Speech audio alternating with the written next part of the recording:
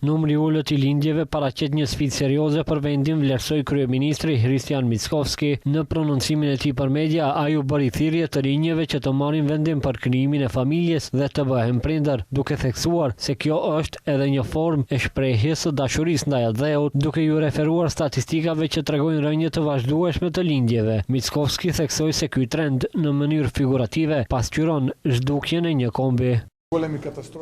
Sipas të dhënave, nga viti 2016 deri në vitin 2024, kemi rreth 6.000 foshnja më pak të lindura. Nëse një klas ka mesatarisht 20 nxënës, kjo do të thotë 300 klasa bosh. Nëse një klas është e gjatë 20 metra, flasim për rreth 6 kilometra klasa të zbrazëta. Kjo, në mënyrë figurative, tregon se si duket zhdukja e një kombi. Ai paralemroi se nëse ky ritëm vazhdon, investimet në infrastrukturë do të humbasin kuptimin, pasi në të ardhmen nuk do të ketë kush që i shfrytëzojë ato. S'ka kuptim të ndërtojmë shkolla, qerdhe, kënde, lojrash e rrugë, nëse nuk ka kush t'i përdor. Prandaj, mesazhi im për të rinjët është i qartë. Dashuria për atë Dheun shprehet edhe përmes vendimit personal për të krijuar familje dhe për të realizuar si prindër.